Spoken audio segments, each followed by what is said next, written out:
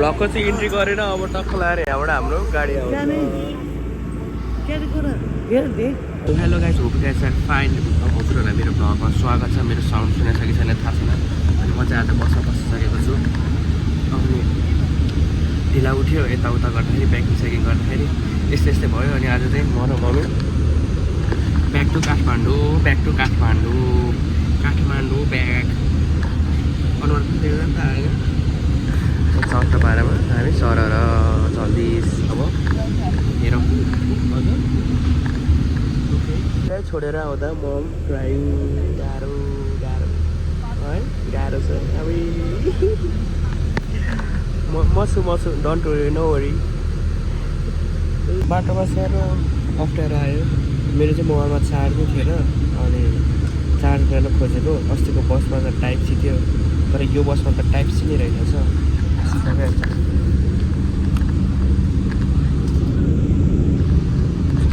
त्यो पनि बिग्रेको छ कि पनौतीको दोस्रो नामै मै हो क्या खास गरी भन्नुपर्दा चाहिँ अस्तिको बसमा त कमसेकम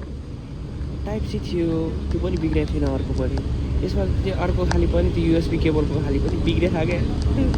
तर यसको सिट चाहिँ मजाको छ अस्तिको भन्दा चाहिँ कम्फर्टेबल छ यसको चाहिँ तर गाह्रो छ बाटो त मक्खन बनाइसकेको छ आमा यस्तो दामी छ बाटो त कुरा छोडिदिउँ क्या अब मैले साउन्ड सुनिसकेको छैन थाहा छैन यो माथि यो बन्द नि हुँदैन त्यो स्वाइँ आवाज आइरहेछ हल्का हावा नि खेलिरहेछ अब यो कस्तो त त्यही हो पावर ब्याङ्कमा जति चार्ज छ त्यतिले भ्याउँछ अब बिहान भने के गर्नु त नि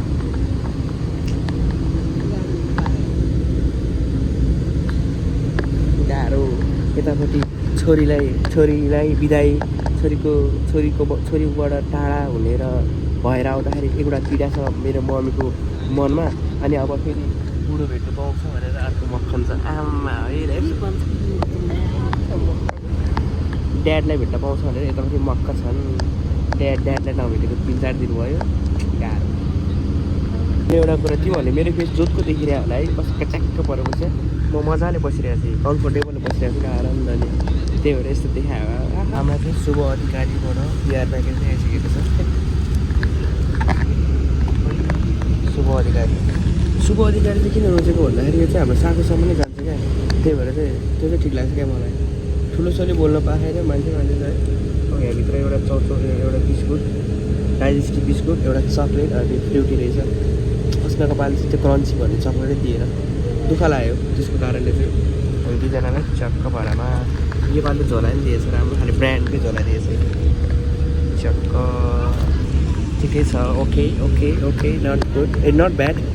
ब्याड ठिकै हो अब अरूकोमा कसरी चाहिँ मलाई थाहा छैन म चढाइ पनि छैन अरूकोमा होइन त्यो सोफा सिट सिङ्गल सिट भएको सिङ्गल सिट हुन्छ क्या एउटामा चाहिँ त्यसमा चाहिँ त्यो एउटा डब्बाभित्र दिन्छ क्या समोसाहरू के दिन्छ कुन अस्ति नै एकचोटि जाँदाखेरि चाहिँ मैले खाएन त्यो तर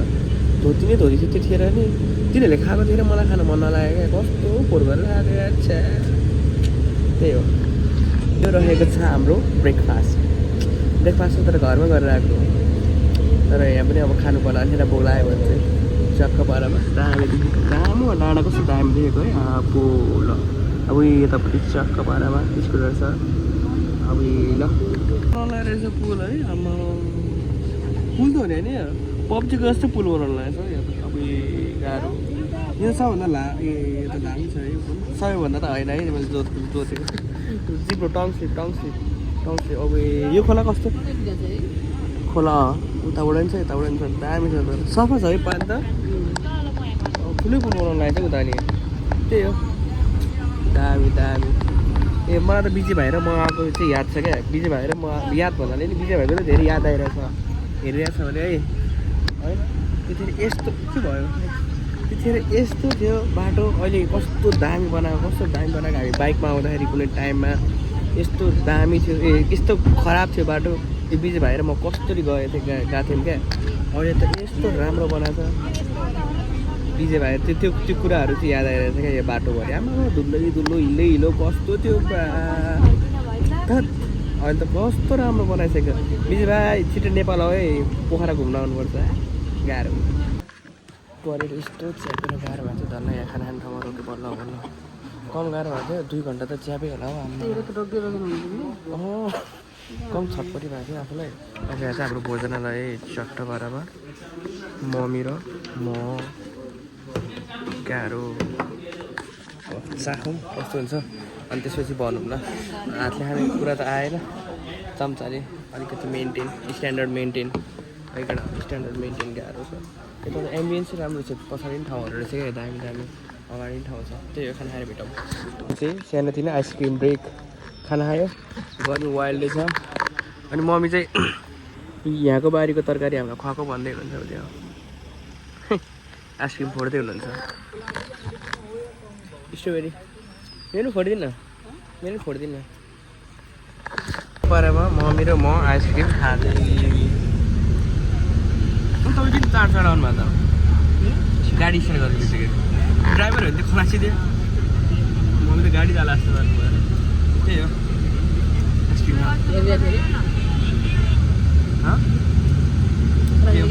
स्ट्रबेरी त्यही गाइस खाना नि खाइयो यो होटेलमा नट गुड होला यत्रोजनालाई बनाउँदाखेरि के को गुड होला हेर ठिकै छ त्यही हो ढुङ्गा के अरे 9 बजी पऱ्यो अनि ढुङ्गा आइपुग्यो अब दामी रहेछ यहाँको रोड है ल झन् देखाउन त पिपर आइदिएर गाह्रो माथि पनि गाडी गुड्दैछ सुरुङ मार्ग नै आउनु लाग्यो अरे के हो के उ त्यो हो खो यतातिर कता हो कतातिर सुरुङ मार्ग भन्छ क्या अरे कति लामो रोड हो यो कति लामो उकालो हो के छैन क्या उति ट्याङ्करहरू रोकेको ठाउँ जस्तो लाग्यो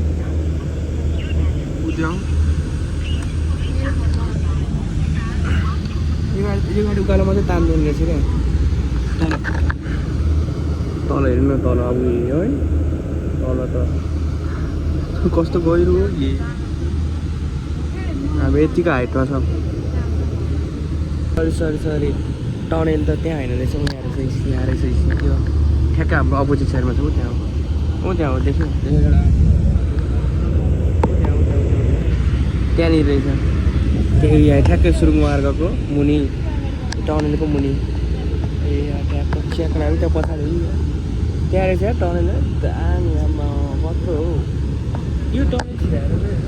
कहाँ निकालेर यो टनेल छिराएर निकाल्न चाहिँ कहाँ निकालेछ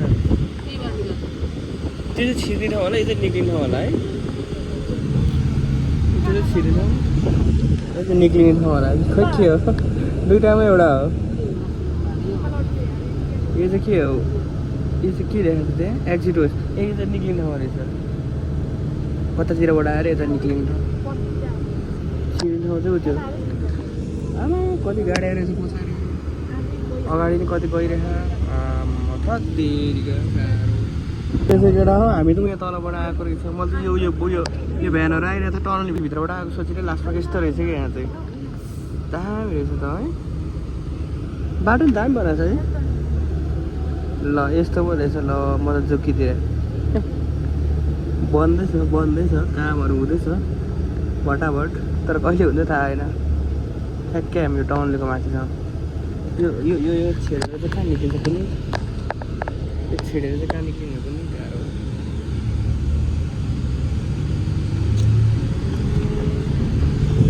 हामी चाहिँ काठमाडौँको इन्ट्री ल इन्ट्री थानकोट होइन यो ल काठमाडौँमा इन्ट्री भयो अब हाम्रो घर चाहिँ अब चाहिँ यहाँबाट लाग्छ यार 2 घन्टा जाम पऱ्यो भने 1.5-2 घन्टा लाग्छ यार गाह्रो ल चट्ट पारामा डाँडा उयो है ल काठमाडौँ सहर पोलुसन गाह्रो त हरेक शब्दमा भन्छ यार म सो यसको हामी चाहिँ अहिले दक्षिण ढोका आइसकेका छौँ अनि कति बज्यो अहिले आइरहेको छ समय 3:10 गएको छ अनि अहिले चाहिँ बसमा कोही पनि छैन सब ओर्लिसक्यो उता एउटा अङ्कल हुन्छ अरू सब ओर्लिसक्यो पछाडि नै हेर्न सक्नुहुन्छ अब चाहिँ नेट पनि चल्छ नेट स्लो स्लो थियो अघि त अन्त नेट पनि चल्छ अनि यो स्वाइनले गरेर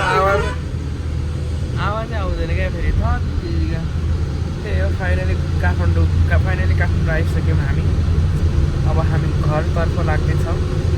साखोसम्म त यो बस जान्छ यो बस भएर धेरै सहयोग भएको छ धेरै हेल्प भएको छ हामीलाई है अब त्यहाँबाट 2-3 गाडी चढ्नुपर्छ यो गाडी चाहिँ ठ्याक्कै साखोसम्म जाइन्छ त्यही हो त्यस्तै हो भ्लग त अब 4-5 मिनटको मात्रै हुन्छ र हाल्न चाहिँ हालिरहेको छु मैले अनि अरू भने चाहिँ अब के भन्नु अरू चाहिँ अब घरतिर गएर भ्लगकै एन्डिङ हुन्छ अरू त्यस्तै कोही छैन झ्याउ लाग्छ यता मम्मी हुन्छ